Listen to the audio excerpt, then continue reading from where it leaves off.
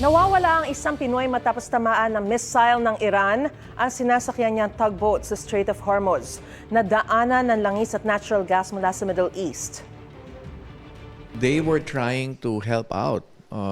There was a ship that was attacked and they were trying to help out the ship, the seafarers in the ship. Yung ship na na-attack, safe. Okay yung mga seafarers doon.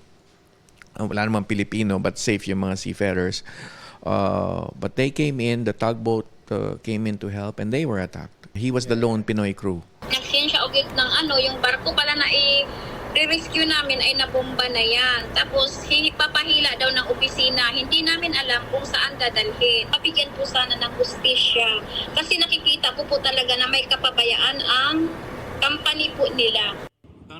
Ibinahagi ng misis na nawawalang Pinoy ang huling video na ipinadala ng kanyang asawa noong March 5, isang araw bago ang pag-atake sa Strait of Hormuz. Ayon kay DMW Secretary Hans Kakdak, nagsasagawa ng search operation sa mga otoridad sa Oman. Nakipag-ugnayan na rin daw ang DMW sa may-ari ng barko na nagpadala ng tugboat at sa manning agency ng Pinoy.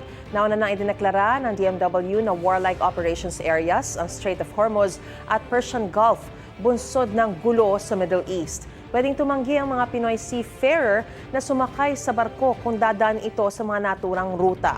Dumami ang mga pag-atake ng Iran sa mga barkong dumaraan sa Strait of Hormuz mula nang sumiklab ang gulo sa pagitan ng kanilang bansa at sa Amerika at Israel.